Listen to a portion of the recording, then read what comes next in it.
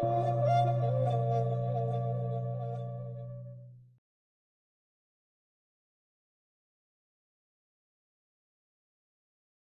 students, today's topic is immunodeficiency disease, especially HIV and AIDS.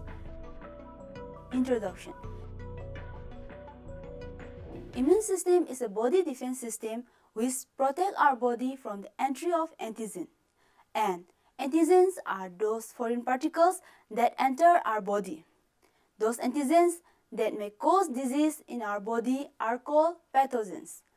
Immune deficiency means failure of the immune system to protect the body adequately from infections due to absence or insufficiency of some components, process, or substances. There are certain reasons that lead to immunodeficiency. They may be either congenital or acquired. A congenital or primary disorder is one you were born with. Acquired or secondary disorder is those you get later in life. Acquired disorders are more common than congenital disorders. There are many immunodeficiency diseases. Among them, today we are going to discuss only AIDS. What is HIV? AIDS is caused by HIV. HIV is a retrovirus belonging to the Lentivirulidae family that attacks the immune system. Structurally, they consist of two identical strands of RNA associated with the matrix proteins, a double protein capsid, and a lipid envelope with inserted glycoproteins. The genomes include the usual retroviral genes, GAG, which codes for structural proteins, POL, which codes for the reverse transcriptase. In its native form or after fragmentation, the POL gene product has several enzymatic activities like polymerase, ribonuclease, endonuclease, integrase, and ligases. INF, which code for enveloped glycoproteins. In addition, the HIV genome codes for a protease and several regulatory proteins. A gene located at the GAG-POL junction codes the proteases.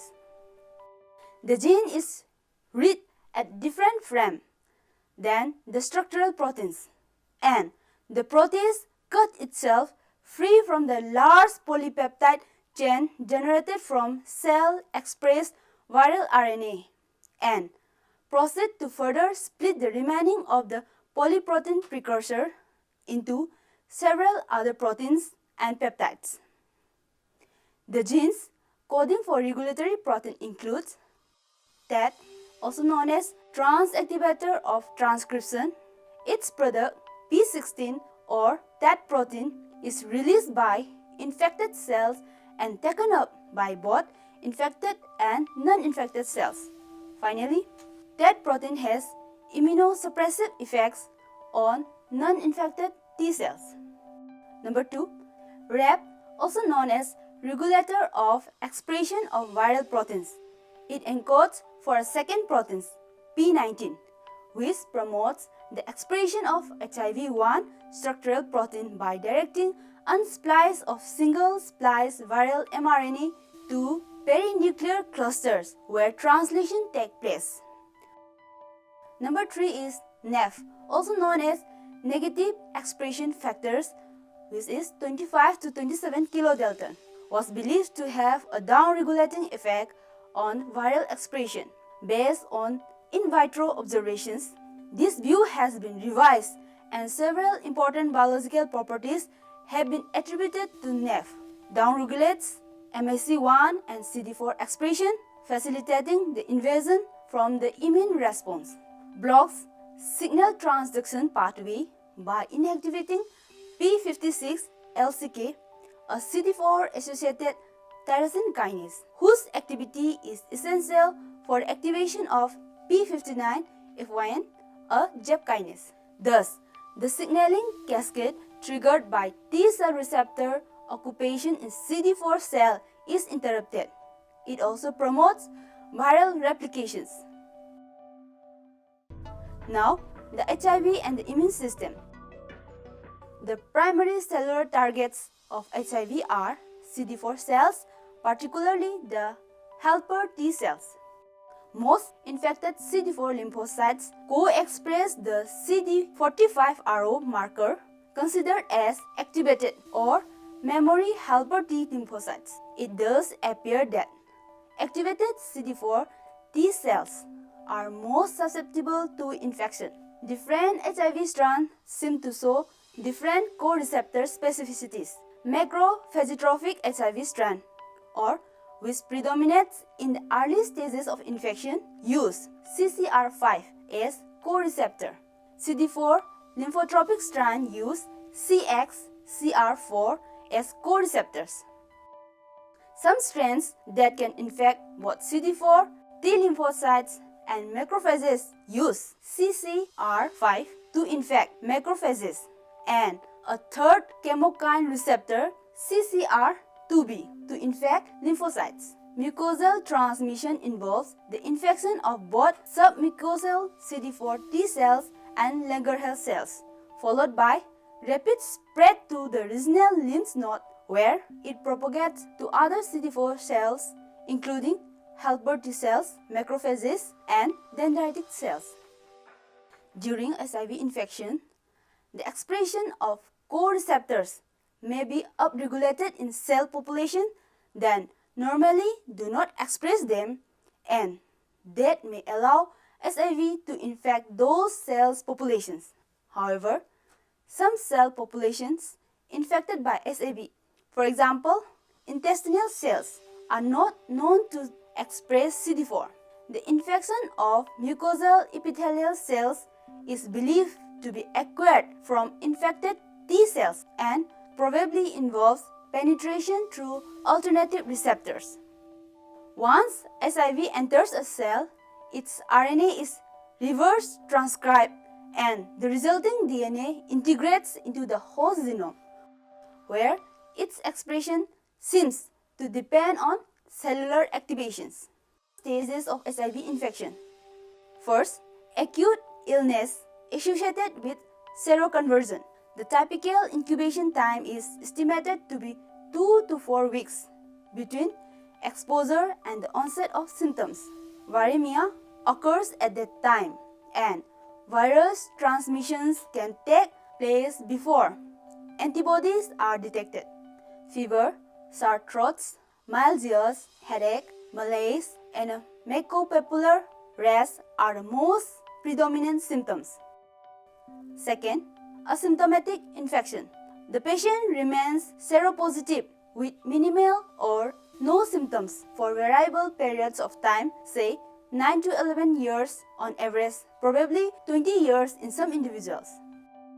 Third, early symptomatic HIV infection, characterized by fever, night sweats, fatigue, chronic diarrhea, and headache in absence of any specific opportunistic disease. In a previously asymptomatic HIV patient, marked the transition towards symptomatic disease. Diarrhea in these patients is most likely due to direct infection of the GI mucosa by the HIV virus. Fourth, late symptomatic and advanced HIV disease. With the progressive decline of CD4 counts, the risk for development of opportunistic infection increases. The onset of opportunistic infection is considered as a clinical hallmark for diagnosis of full-blown AIDS. Transmission. HIV infection is transmitted by 3 main routes. First, sexual contact. Second, significant exposure to infected body fluids or tissues. And from mother to child during pregnancy, delivery, or breastfeeding. There is no risk of acquiring HIV if exposed to feces, nasal secretion, saliva, sputum, sweat, tears, urine, or vomit, unless these are contaminated with bloods. Now, acquired immunodeficiency syndromes or AIDS. AIDS is developed when the HIV infection is left to follow its natural course. The asymptomatic of AIDS may extend for several years, One of the many classifications of the clinical stage of HIV-induced disease is as follows. First, acute retroviral infection. It is usually a mononucleosis-like syndrome. Second, asymptomatic, characterized by no symptoms with the exception of the presence of lymphadenopathy.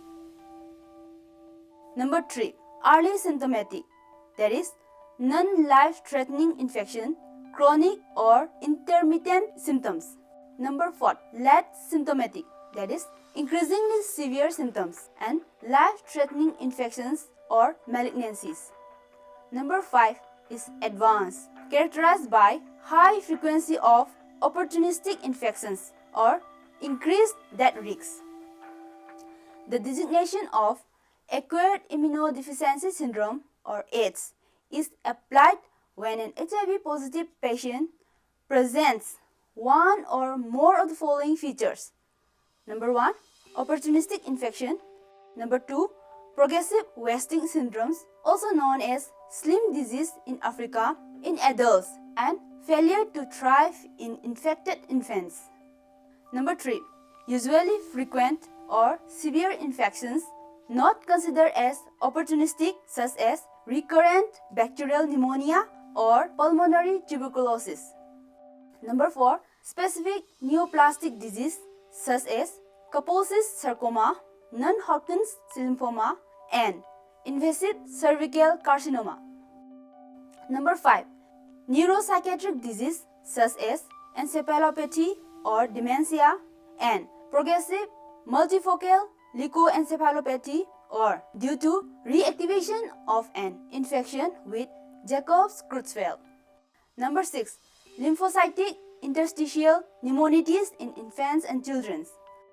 Number 7, a CD4 cell count below 200 cubic millimeter. The diagnosis of AIDS needs to be supported by evidence of HIV infections, such as positive serological tests, isolation of the virus, or detection of the viral genomic materials by PCR. Serological diagnosis of HIV infection. The initial screening of the anti-HIV antibody is done by an enzyme-linked immunoassay test, also known as EIA, using HIV antigens obtained either from infected cells or by recombinant technology. Since this is a screening test, its cutoff, particularly when used to screen bloods in blood banks, is set for maximal sensitivity, since it is preferable to discard some blood units that test false positive than to transfuse contaminated units with low antibody titers that escape detection.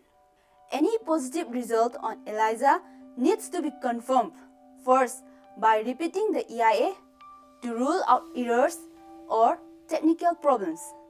If the repeat test is positive, the result should be confirmed primarily by Western blot or immunoblot. A Western blot is considered positive if antibodies to structural proteins, for example P24, enzyme GP41, and enveloped glycoproteins GP41 or GP120 are simultaneously detected. The accuracy of the combined test, that is EIA and Western blot, is better than 99.5%. Therapy. Starting from the often disappointing experience with single use of reverse transcriptase inhibitors, the additions of new drugs to our armamentarium has proven that antiretroviral therapy can have a beneficial impact on the evolution of HIV infection. First, antiretroviral agents. It may include reverse transcriptase inhibitors such as nucleoside analogs, and non-nucleoside reverse transcriptase inhibitors. Protease inhibitors such as ritonavir, indinavir, etc. Inhibitors of viral penetrations and hydroxyurea. Number 2, indications for antiretroviral therapy and problems encountered on its implementation. The treatment with multiple drugs combinations, including those needed to treat or prevent opportunistic infections, raise serious problems such as cost, compliance, and drug interactions. Drug interactions become a very significant problem when multiple potent drugs are simultaneously administered. Number 3, prevention of maternal-fetal transmission. The risk of maternal-fetal transmission of HIV is estimated to be around 25 to 30%, with a direct correlation with the viral load of the infected mothers. The risk can be reduced by a variety of antiretroviral regimens that should contain ZDV, also known as zidovudine. Fourth, resistance to antiretrovirals. The high mutation rate of HIV associated with the selective pressure exerted by antiretrovirals results in the rapid emergence of resistant strains. The likelihood of such strains emerging is reduced when several antiretrovirals are used in combination and the patient complies with the prescribed schedules of administration. Number 5, ancillary therapies. Biological response modifiers have also been widely used in patients with AIDS. Now, conclusion. From the above study, we learned that HIV is a retrovirus which causes AIDS. Immunodeficiency leads to the easy invasion of various bacteria and viruses to the HIV-infected individuals. So, according to the type of bacteria or viruses that invade after HIV infection, the symptom may be different. We should not panic even if we are infected with the virus. We can take certain measures so that our CD4 may not decrease and live like a healthy man for years. Moreover, we should not treat HIV-infected persons differently. Instead, they should be treated with love and care. Thank you.